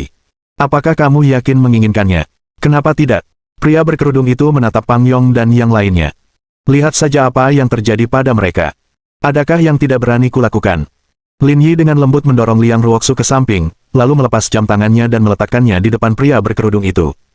Itu milikmu. Jantung si pria berhoodie berdebar kencang. Ia tahu jam tangan ini tidak murah. Setelah kesepakatan ini selesai, dia akan dapat memperoleh banyak keuntungan. Setidaknya kau tahu apa yang baik untukmu. Kalau tidak, aku bisa membuatmu berbaring di tempat dengan tongkat ini. Pria berkerudung itu tidak terlalu memikirkannya dan mengulurkan tangan untuk mengambil jam tangan Lin Yi. Pada saat ini, dia tiba-tiba merasakan cengkeraman erat di pergelangan tangannya. Sebelum dia sempat bereaksi, rasa sakit luar biasa menjalar ke seluruh tubuhnya. Lin Yi mencengkeram pergelangan tangan pria itu dan mematahkannya hingga sudut 90 derajat. Bahkan, terdengarlah suara tulang retak. Karena rasa sakit dan cengkeraman Lin Yi, pria berhoodie itu langsung jatuh ke tanah. Suara mendesing. Lin Yi tidak menahan diri dan menendang wajahnya. Teriakan lagi. Pria berhoodie itu langsung terlonjak. Ada bekas sepatu di wajahnya, dan batang hidungnya copot. Kakak Lei. Melihat pria berkerudung itu jatuh ke tanah, yang lain bergegas maju. Pang Yong, Zhao Zhen, dan yang lainnya menatap Lin Yi dengan tak percaya. Mereka tidak menyangka lelaki ini berani memukulnya. Apakah dia tidak takut dipukuli sampai mati? Aku baik-baik saja, kata lelaki berhoodie itu sambil meringis. Cepat dan pukul dia. Kita harus mematahkan salah satu kakinya hari ini. Setelah menerima perintah, orang-orang yang tersisa bergegas maju dengan senjata di tangan mereka. Liang Ruoxu juga melepas topengnya dan berdiri di samping tanpa bergerak. Dia masih yakin tentang hal ini. Dor. Dengan suara teredam, orang yang berada di depan memukul jatuh dengan tongkat besinya. Namun, Lin Yi tidak menghindar, malah menggenggamnya erat-erat. Semua orang tercengang lagi. Dia benar-benar meraih batang besi itu. Lin Yi mengerutkan kening dan menyambar batang besi itu sebelum menghantamkannya ke kepala pihak lain. Yang terakhir menutupi kepalanya dan langsung jatuh ke tanah. Sialan, ayo serang bersama. Orang-orang yang tersisa mengepung Lin Yi dan menajamkan pisau mereka saat mereka menyerbu ke arahnya. Lin Yi tersenyum dan bergegas maju. Liang Ruoxu berdiri lebih jauh, seolah-olah dia takut terkena cipratan darah. Lupakan fakta bahwa Lin Yi memiliki senjata di tangannya, bahkan jika dia tidak bersenjata, dia bisa mengalahkan orang-orang ini tanpa khawatir sama sekali. Seperti dugaan Liang Ruoxu, dalam waktu kurang dari 3 menit, ke-10 orang itu dikalahkan. Di sisi lain, pria berhoodie yang pertama kali terjatuh mengalami cedera paling sedikit. Dia sebenarnya, mata Pang Yong dan yang lainnya hampir copot. Mereka tidak menyangka Lin Yi begitu galak. Lihat saja sendiri. Waktu itu, kamu bilang tidak akan membantunya. Dia sama sekali tidak butuh bantuanmu, kata Ding Wei dengan marah. Pang Yong dan yang lainnya sangat malu. Ini terlalu memalukan. Kalau tidak salah, seharusnya pencuri itu yang memanggilmu ke sini. Lin Yi menatap pria berhoodie itu. Ini tidak ada hubungannya dengan dia. Pria berhoodie itu berkata dengan gugup. Menurut aturan aula, jika terjadi sesuatu, seseorang harus menanggungnya sendiri. Kalau tidak, hasilnya akan lebih buruk. Sekarang, dia hanya berharap orang-orang ini dapat memenjarakannya. Lalu, dengan kekuatan persekutuan 9 gunung di Yuhang, mereka dapat dengan mudah mengeluarkannya. Ini bukan saatnya untuk setia. Apa kau tidak mau memikirkan nyawamu sendiri? Setelah itu, Lin Yi mengeluarkan pisau bedah yang selalu dibawanya. Aku akan berperan sebagai dokter bedah. Apa kau percaya aku bisa membuatmu berharap mati saja? Pria berhoodie itu ketakutan setengah mati saat melihat pisau bedah yang berkilauan. Dia menggunakan kedua tangan dan kakinya untuk menjauh dari Lin Yi, dipenuhi rasa takut. Juga, jangan harap aku akan memanggil polisi, kata Lin Yi. Lingkungannya tertutup rapat. Ini kesempatan bagus untuk mulai bermain. Tak seorang pun bisa lolos. Kamu, apa yang kamu lakukan itu ilegal. Suara mendesing. Lin Yi mengangkat kakinya dan menendang kepala pria berhoodie itu. Kalian datang ke sini untuk merampokku, dan sekarang kalian bilang apa yang kulakukan ilegal. Kalian ini lucu sekali, ya. Setelah ditendang, pria bertudung itu terlempar beberapa meter jauhnya. Kepalanya berdengung, dan pandangannya dipenuhi bintang-bintang. Ia tidak tersadar untuk waktu yang lama. Teman-teman lainnya gemetar ketakutan. Siapa sebenarnya pria ini? Dia terlalu kejam. Dia tidak memperlakukan mereka sebagai manusia. Selangkah demi selangkah, Lin Yi berjalan menuju pria berhoodie itu. Dia menatapnya dan berkata, "Waktuku terbatas. Cepat beritahu aku agar kamu tidak dipukuli lagi." "Ya, saudara Qiang memintaku untuk datang." "Pencurinya. Di mana dia?" "Dia menunggu kita di luar." "Berpikirlah sebelum berbicara." "Baiklah, baiklah, baiklah. Aku akan mengantarmu ke sana sekarang." Pria berkerudung itu berdiri dan membungkuk. Lin Yi menatap Liang Ruoxu, dan mereka bertiga berjalan keluar bersama. Di dalam mobil, Zheng Xingang dan Ma Qiang sedang merokok dan tertawa. "Setelah pekerjaan ini selesai, ambil sebagian hadiahnya dan tingkatkan rumah dan mobilmu. Saya tidak peduli dengan hal-hal ini, saya merasa Volkswagen saya cukup nyaman untuk dikendarai." Ma Qiang menjentikkan abu rokoknya dan berkata, "Alih-alih begitu, aku mungkin akan berjudi sebentar, lalu mencari cewek untuk diajak bersenang-senang. Aku bisa bersenang-senang saja. Kamu memang unik. Aku tidak bisa mengendalikanmu, jadi lakukan saja apapun yang membuatmu bahagia." Ma Qiang tersenyum dan tidak menjawab. Ia malah melirik keluar. Apa yang terjadi? Banyak sekali orang yang masuk, tapi lama-lama tidak keluar lagi. Itu wajar. Pihak lain pasti akan kesulitan, kata Zheng Xingang. Lagi pula, wanita itu juga terampil. Pasti butuh usaha. Ma Qiang mengangguk tanpa komitmen dan berkata dengan linglung. Wanita itu sungguh cantik. Aku sudah bertahun-tahun di Yuhang, tapi belum pernah melihat wanita secantik itu. Hatiku gatal. Jangan berlebihan, ya. Yuhang kita memang tempat yang menghasilkan banyak keindahan. Keindahan manakah yang bisa sama cantiknya dengan milik kita? Kau akan mengerti saat kau melihatnya, kata Ma Qiang sambil tersenyum. Aku yakin kamu tidak akan bisa menahannya. Haha, kalau begitu mari kita bertaruh. Baiklah, 3 botol Maotai. Tidak masalah. Saat mereka berdua sedang berfantasi tentang Liang Ruoxu, tiba-tiba mereka mendengar seseorang mengetuk jendela mobil. Tanpa sadar, mereka menoleh untuk melihat. Hanya untuk menyadari bahwa Lin Yi berdiri di luar. Bab 1349. Penjahat itu benar. Zheng Xingang tidak melakukan apapun saat melihat Lin Yi berdiri di luar mobil. Namun, Ma Qiang terkejut. Puntung rokok jatuh di celananya dan membuat lubang. Yang terpenting, mereka juga melihat Mao Lei. Ia babak belur dan babak belur. Ia tak lagi tampak seperti manusia. Otak Ma Qiang berputar cepat, tidak dapat memahami apa yang sedang terjadi. Dia membawa lebih dari 10 ahli ke sini. Apakah mereka semua kalah darinya? Lin Yi dengan santai membuka pintu penumpang dan menatap Ma Qiang. Kalian berdua benar-benar hebat. Kalau kalian tidak bisa mencuri secara diam-diam, kalian akan mencuri secara terang-terangan. Aku benar-benar meremehkan keberanian kalian. Dalam perjalanan ke sini, Lin Yi mengetahui dari Mao Lei bahwa Ma Qiang bukan satu-satunya yang merencanakan ini. Bos mereka, Zheng Xingang, juga terlibat. Ketika dia membuka pintu mobil, dia menduga bahwa pria yang duduk di kursi pengemudi adalah bos mereka. Zheng Xingang dengan hati-hati mematikan puntung rokoknya, tatapannya tidak pernah meninggalkan Lin Yi. Dia juga sudah menduga bahwa laki-laki yang muncul di hadapannya adalah orang yang ingin dirampoknya kali ini. Apa yang kau bicarakan? Aku tidak mengerti, kata Ma Qiang. Tidak apa-apa kalau kamu tidak mengerti. Aku punya cara untuk membuatmu mengerti. Lin Yi mengulurkan tangan dan mencengkeram kerah Ma Qiang, menariknya ke bawah. Memukul. Ma Qiang jatuh ke tanah dan menatap Lin Yi dengan ketakutan. Keributan di sekitar Lin Yi menarik banyak penonton, semuanya ingin mengetahui apa yang telah terjadi. Liang Ruoxu mengenakan topeng dan kacamata hitam dan berdiri sedikit lebih jauh. Dia siap membiarkan Lin Yi menangani masalah ini. Identitasnya istimewa, dan dia tidak siap untuk terlibat dalam masalah ini. Pada saat yang sama, Zheng Xingang juga keluar dari mobil. Mao Lei, apa yang terjadi? Mao Lei menggigil. Saudara Gang, kita salah perhitungan. Anak ini jago banget berkelahi. Kita bersepuluh bukan tandingannya, kata Mao Lei dengan wajah muram. Kondisi saya baik-baik saja. Saudara-saudara yang lain lukanya lebih parah. Mereka semua terbaring di dalam. Selusin orang tidak bisa mengalahkannya. Dia sangat kejam, dia tidak menahan diri sama sekali. Ekspresi mereka berdua sangat buruk rupa. Ini sesuatu yang tidak mereka duga. Lin Yi melirik mereka berdua. Aku sudah meminta petugas rumah hantu untuk mengirimnya ke kantor polisi, tapi kalian masih bisa muncul di sini. Kalian pasti bersekongkol dengan rumah hantu itu, kan? Apakah ini ada hubungannya denganmu? Sebagai kepala balai perkumpulan 9 gunung, Zheng Xingang cukup fasih. Ia segera menenangkan diri dan membantu Ma Qiang berdiri. Saya dari perkumpulan 9 gunung. Seharusnya kalian sudah pernah mendengar tentang organisasi ini. Jangan jadikan kami musuh. Saya tidak. Mendera. Lin Yi mengangkat tangannya dan menamparkan wajah Zheng Xingang. Apa kau sedang berbicara padaku? Bagaimana Zheng Xingang bisa menahan kekuatan Lin Yi? Separuh giginya copot. Ia tergeletak di tanah dalam kondisi menyedihkan dan berjuang cukup lama, tetapi ia tak kunjung berdiri. Kalian semua sedang apa? Minggir. Tepat saat Zheng Xin hendak bergerak, dia tiba-tiba mendengar teriakan dari luar kerumunan.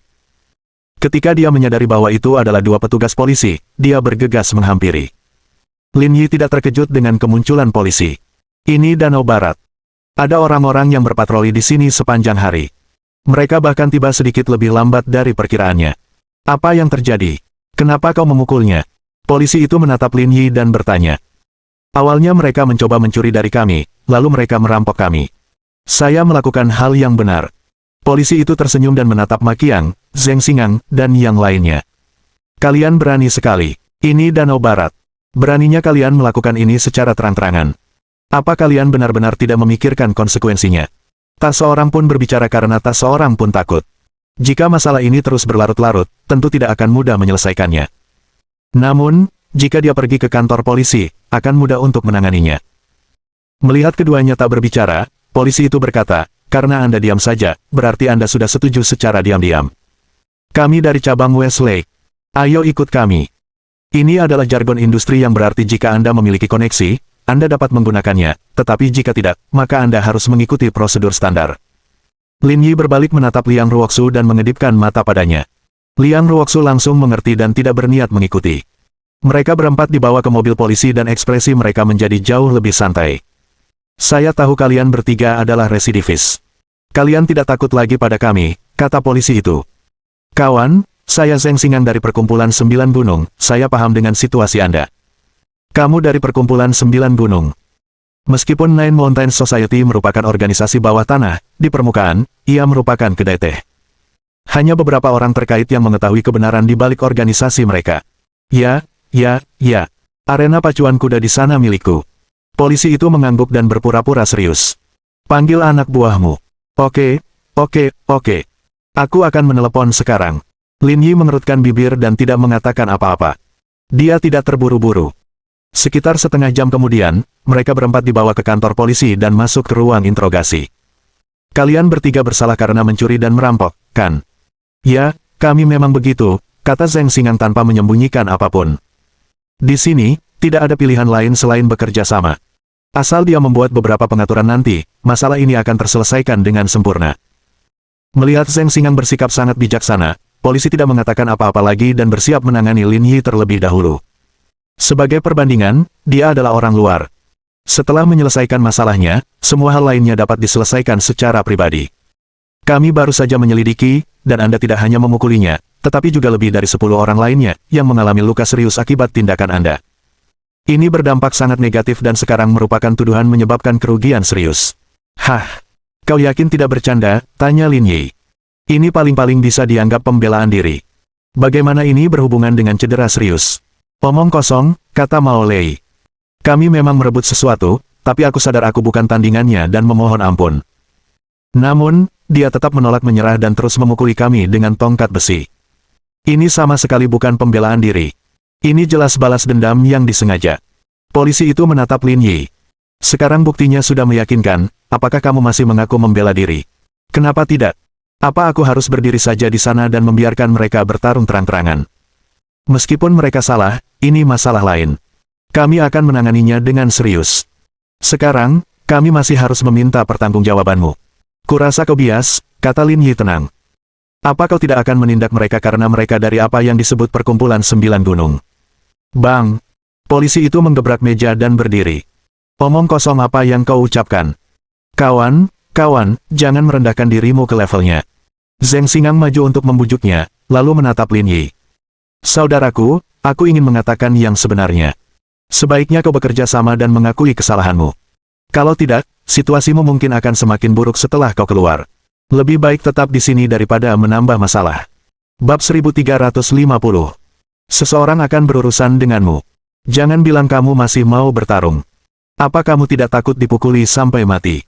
Zheng Xingang mengangkat bahu acuh tak acuh. Kuakui kami bukan tandinganmu, tapi apa menurutmu perkumpulan 9 gunung kita tidak berguna? Apa lagi yang bisa terjadi? Saudara Jun kita akan segera datang. Kita di sini cuma pamer. Apa kau benar-benar berpikir bisa berbuat apa-apa pada kami? Kata Zheng Xingang dengan arogan. Sudah kubilang, sebaiknya kau terima hukumanmu dengan patuh. Kalau kau pergi, lihat saja nanti apa yang akan terjadi padamu. Aku berencana untuk keluar makan malam, tapi setelah kejadian itu, aku akan makan nanti. Lin Yi duduk di kursi di sampingnya. Aku akan tinggal di sini hari ini untuk melihat siapa yang bisa mengeluarkanmu. Kau pikir ini rumahmu? Apa kau mencoba mengambil alih kendali di sini? Tanya polisi itu dingin. Lebih baik kau diam saja. Itu tidak akan ada gunanya. Kamu memukul seseorang dan kamu pikir kamu masih benar. Berderak. Tepat saat polisi hendak marah, pintu ruang interogasi didorong terbuka dan 2 orang masuk. Salah seorang di antara mereka adalah seorang polisi, dan seorang lagi seorang pria berpakaian kasual. Orang ini benar-benar Bao Wenjun, yang telah dipukuli oleh Lin Yi di pagi hari. Kakak Jun, kamu di sini. Meskipun Zheng Xingang adalah kepala olah perkumpulan 9 gunung, Bao Wenjun adalah pengawal pribadi saudara Xiong. Statusnya lebih tinggi darinya, jadi wajar saja jika ia harus bersikap sopan saat berbicara. Namun, Bao Wenjun mengabaikan Zheng Xingang dan menatap Lin Yi. Dia tidak menyangka akan bertemu Lin Yi di sini. Ini, apa yang terjadi? Anak ini memukuli orang-orang kita. Aku yang urus ini. Bao Wenjun menelan ludah. Otaknya berputar cepat, dan ia tidak tahu harus bagaimana. Saudara Jun, kita punya 2 pilihan sekarang. Pertama, memenjarakannya, dan kedua, tidak menuntutnya. Setelah kita keluar, kita akan cari orang yang bisa memberinya pelajaran, kata Ma Qiang. Tanyakan padanya, mana yang berani dia pilih. Kamu ngomong sama siapa sih? Tegur Mao Lei, saudara Jun kita. Mendera. Tanpa berkata apa-apa lagi, Bao Wenjun menamparkan wajah Mao Lei. Tutup mulutmu. Zheng Xingang, Ma Qiang, Mao Lei, dan yang lainnya di ruang interogasi semuanya tercengang. Mengapa orang-orang kita sendiri menyerang kita? Tuan Lin, ini salah kami. Saya minta maaf. Bao Wenjun membungkuk dan berkata. Mendesis. Zheng Xingang dan yang lainnya tersentak. Kakak Jun, kenapa kamu masih? Mereka bertiga membelalakan mata dan membuka mulut. Saudara Jun adalah orang terpenting kedua di guild. Statusnya sangat tinggi, tetapi dia malah membungkuk kepada orang ini. Hentikan omong kosongmu, tegur Bao Wenjun. Cepat minta maaf pada Tuan Lin. Bao Wenjun berkeringat dingin. Ia merasa segalanya mulai tak terkendali. Dia adalah seseorang yang bahkan keluarga Wei dari Yuhang tidak dapat tangani, apalagi masyarakat 9 gunung. Atas perintah Bao Wenjun, Zheng Xingang dan 2 orang lainnya berjalan ketakutan dan membungkuk untuk meminta maaf kepada Lin Yi. Sekalipun mereka tidak tahu apa yang sedang terjadi, mereka tidak dapat menentang perintah saudara Jun. Kau masih tahu bagaimana harus bersikap. Kau sudah belajar dari kesalahanmu setelah aku menghajarmu, tapi bawahanmu ini sepertinya tidak terlalu baik. Dia memukuli saudara Jun. Mereka bertiga tercengang lagi. Saudara Jun adalah orang paling ganas di perkumpulan 9 gunung. Bagaimana mungkin dia dipukuli? Ya. Ini salah kami. Mohon bermurah hati, Tuan Lin. Jangan merendahkan diri Anda seperti kami, Bao Wenjun membungkuk dan berkata. Lin Yi tidak menanggapi Bao Wenjun, melainkan menatap Zheng Xingang dan dua orang lainnya. Sekarang, apakah kamu masih berpikir kamu bisa keluar dari sini? Dengan baik. Ketiganya berekspresi jelek dan bahkan tidak berani berbicara. Pria ini terlalu misterius. Mereka tidak tahu harus berbuat apa. Lin Yi berdiri dan mendesah. Aku benar-benar agak bingung. Bagaimana mungkin persekutuan 9 gunungmu yang omong kosong itu bisa tumbuh sampai ke level ini? Aku punya jam tangan senilai lebih dari 10 juta yuan. Kenapa kau pikir aku orang biasa? Polisi itu tercengang. Dia benar-benar mengenakan jam tangan senilai lebih dari 10 juta yuan. Lin Yi mengeluarkan tanda pengenalnya dari sakunya dan menunjukkannya kepada semua orang. Ini kartu identitas saya. Saya akan meminta seseorang untuk menangani masalah hari ini dengan serius. Jaga diri kalian. Melihat kartu identitas di tangan Lin Yi, rahang semua orang hampir ternganga ke tanah. Keringat dingin mengalir di dahi mereka seperti air terjun. Kamu sebenarnya... Lin Yi menyimpan kartu identitasnya. Kalian seharusnya bersyukur wanita yang bersamaku tidak datang ke sini. Kalau tidak, kalian mungkin tidak tahu bagaimana kalian mati. Tapi jangan ambil risiko. Dia mungkin sudah selesai menelepon dan bersiap menghadapi kalian. Aku juga tidak tahu bagaimana nanti. Jaga dirimu. Dengan itu, Lin Yi keluar dari ruang interogasi dengan angkuh. Saat ini, Liang Ruoxu sedang berdiri di pintu masuk kantor cabang Westlake, memegang secangkir teh susu, dan memotret pemandangan di sekitarnya. Kebanyakan dari fotonya adalah swafoto, dan dia juga mencoba banyak pose yang khusus digunakan oleh selebriti internet. Kemudian, ia menggunakan berbagai perangkat lunak untuk mengedit foto-fotonya. Ekspresinya yang terfokus seolah sedang meninjau proyek besar senilai ratusan miliar. Kau keterlaluan. Kau bahkan tidak membelikanku secangkir teh susu, kata Lin Yi sambil berdiri di belakang Liang Ruoxu. Itu terutama karena aku tidak tahu kapan kamu akan keluar, kata Liang Ruoxu. Aku tidak minum banyak. Kamu bisa minum semuanya. Kenapa kamu tidak meminumnya? Saya membeli benda ini untuk memotret. Sebenarnya, saya tidak terlalu suka teh susu. Kalau begitu aku akan mentraktirmu anggur, atau mungkin teh. Tidak apa-apa, aku sedang menstruasi, jadi minum alkohol itu mubazir. Aku tidak akan menyia-nyiakan uangmu. Lin Yi mengacungkan jempol padanya. Orang yang jujur. Cek, aku bisa hemat minumannya, tapi tasku rusak. Kamu harus beliin aku minuman lagi besok. Ini masalah kecil. Aku pasti akan membelikannya untukmu, kata Lin Yi. Ayo makan dulu. Aku lapar. Mereka berdua masuk ke mobil dan pergi mencicipi beberapa makanan khas Yuhang. Namun, mereka tidak makan banyak. Liang Ruoxu masih punya sisa makanan dan pergi ke pasar jajanan untuk mengisi perutnya. Lin Yi menyadari bahwa Liang Ruoxu bisa makan cukup banyak. Ketika dia mengatakan bahwa dia makan sedikit di masa lalu, itu semua hanya akting.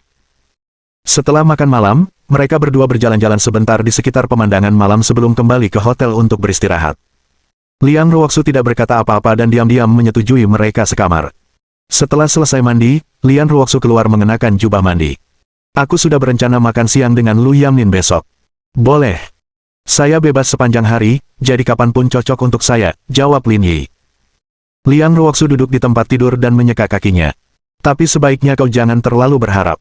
Beberapa hal memang di luar kemampuan kita. Aku mengerti. Lakukan saja apa yang kau bisa. Berapapun jumlahnya kami hargai. Lagi pula, kami mulai tanpa apa-apa, kata Lin Yi, kalau tidak, perusahaan-perusahaan itu tidak akan mau datang. Hah? Perusahaan? Apa sebenarnya yang kamu rencanakan? Mohon dukungan dari omom ante-ante sekalian. Buat subscribe atau sharekan novel Mimin ke Facebook kalian, agar channel Mimin bisa terus berkembang. Dengan begitu, Mimin bisa lebih semangat untuk up novel seru lain ke depannya. Buat teman-teman yang sudah subscribe dan sharekan novel Mimin, Mimin ucapkan terima kasih sebanyak-banyaknya.